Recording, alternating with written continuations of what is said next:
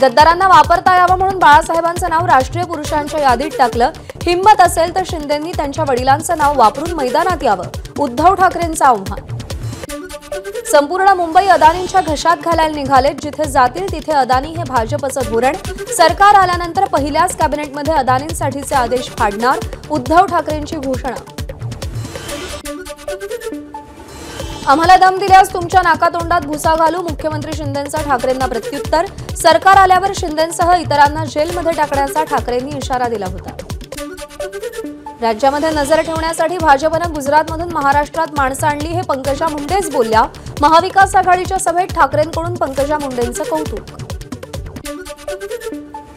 रावण, कंस आणि अफजल खानाचा वध मोदींनी केला असं सांगायला देखील भाजपचे लोक कमी करणार नाहीत। राजनाथ सिंग यांच्या वक्तव्यावर ठाकरेंची प्रतिक्रिया। बाबासाहेब आंबेडकरांना मोदींनी भारतरत्न दिल्याचं राजनाथ सिंग यांचं वक्तव्य। कलम 370 काढताना आम्ही भाजपला पाठिंबा दिला। अमित शहांनी केसाला ब्राह्मी तेल लावावं, केसही येतील आणि स्मरणशक्तीही वाढेल, उद्धव ठाकरेंचा अमित शहांना टोला।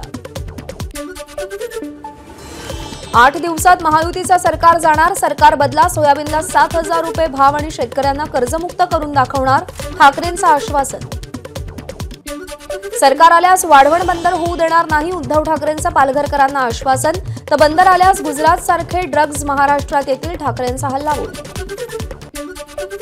सुप्रिया सुळेंचा अतुल बेनकेंना सज्जड दम, आपल्या वडिलांचा फोटो वापरायचा नाही, हिम्मत असेल तर तुमच्या पवार नेत्याचा फोटो वापरा, अजित पवारांना टोला। राज्यात कोणाचाही नाद करा पण शरद पवारांचा नाही, एकदा रस्ता चुकला की त्याला जागा दाखवलीच पाहिजे। माढ्यातील प्रचार सभेत नाव न घेता अजित पवारांना शरद पवारांचा सज्जड दम।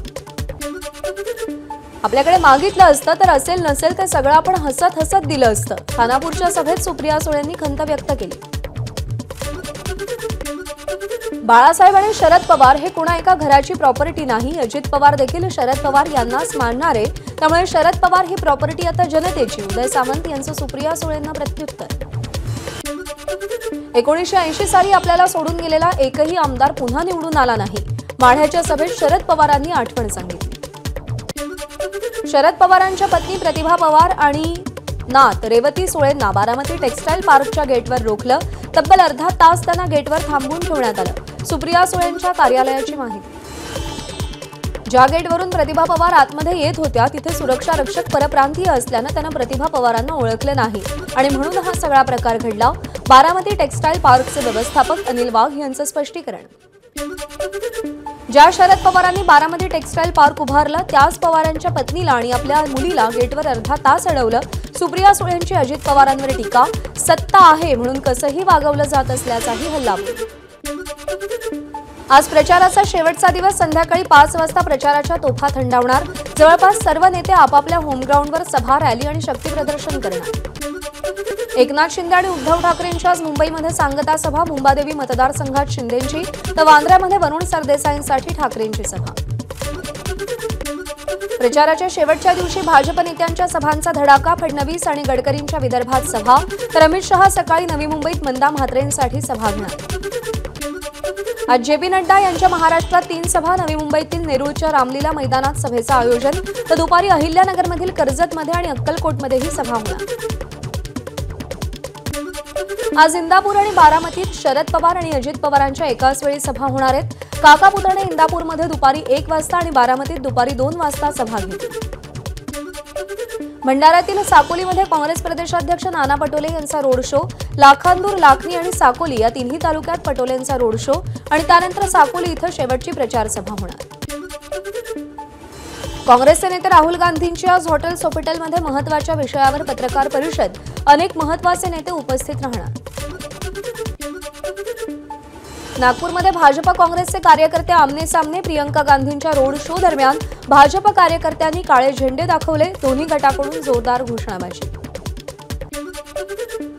महसूल मंत्री राधाकृष्ण विखे पाटलांची प्रियंका गांधींवर टीका, प्रियंका गांधी यांच्या सभेला संगमनेरहून लोक आणून अवघे 3000च लोक उपस्थित राहिले, राधाकृष्ण विखे पाटलांचा टोला।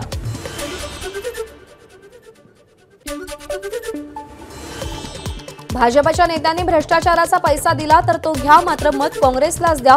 नागपूरमध्ये प्रियंका गांधी यांच्या सभेदरम्यान काँग्रेसच्या बंटी शेळकेंचं वादग्रस्त वक्तव्य। श्रीजया चव्हाणांविरोधात रेवंत रेड्डींचा प्रचार। अशोक चव्हाणांकडून पैसे घ्या पण मत काँग्रेसलाच द्या। अशोक चव्हाण यांची स्वतःची कमाई नाही, पैसे कमी पडले तर चव्हाणांच्या घरी जाऊन घ्या। रेवंत रेड्डी यांचं वादग्रस्त वक्तव्य। राष्ट्रीय स्वयंसेवक संघ आणि तेलुगू देसमला दगा देऊन काँग्रेसमध्ये आलेल्या रेवंत रेड्डींनी आपल्याला पक्षनिष्ठा शिकवू नये। अशोक चव्हाणांचा रेड्डींवर पलटवार। अशोक चव्हाणांचा गद्दार आणि धोकेबाज असा रेड्डींनी उल्लेख केला होता। महायुतीत मुख्यमंत्री पदासाठी शर्यत नाही, आमची शर्यत विकासाची।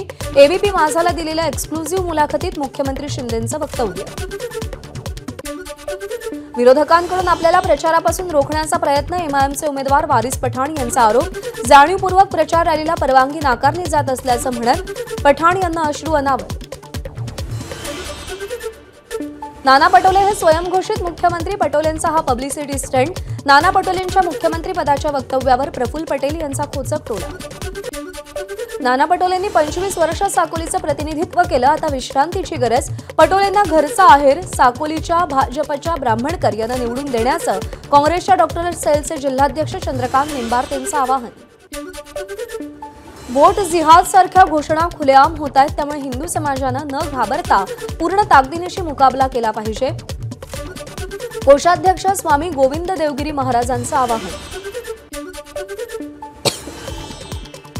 जनतेचा संताप, सत्ताधाऱ्यांच्या विरोधात हिंगोलीचे मनसेचे उमेदवार बंडू कुटे यांची टीका। विद्यमान आमदारांनी व्हाईट हाऊस बांधून स्वतःचा विकास केला, जनतेचा नाही, कुटेंचा आरोप। नांदेडच्या भोकरमध्ये जरांगींच्या नावावरून दिशाभूल करण्याचा प्रयत्न। मनोज जरांगेंचं नाव वापरून काँग्रेससाठी मतं मागितल्याचा व्हिडिओ व्हायरल। घटनेची चौकशी करण्याची अशोक चव्हाण यांची मागणी। मराठा आरक्षण प्रश्नी आत्महत्याग्रस्त प्रवीण पिंगळेच्या नातेवाईकांची जरांगेंनी भेट घेतली। यावेळी आरक्षणासाठी आत्महत्या करू नका असं जरांगेंचं आवाहन। रमेश कोरगावकर सुद्धा गुवाहाटीला जाण्यासाठी निघाले होते, मात्र त्याची माहिती मिळताच पोलिसांनी त्यांना ताब्यात घेतलं आणि मातोश्रीवर नेलं।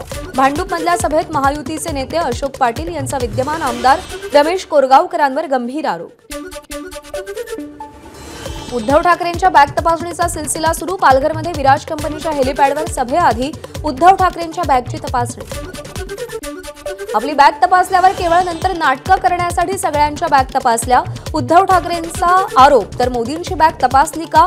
तपासली तरीही थापाच मिळतील, ठाकरेंची खोचक टीका। राज्यात महाविकास आघाडीचं सरकार आलं आणि अनेक योजनांना ब्रेक लागला। ठाकरेंनी पुत्रप्रेमापोटी डबल इंजिन सरकारची गती रोखली। गोव्याचे मुख्यमंत्री प्रमोद सावंत यांची उद्धव ठाकरेंवर टीका।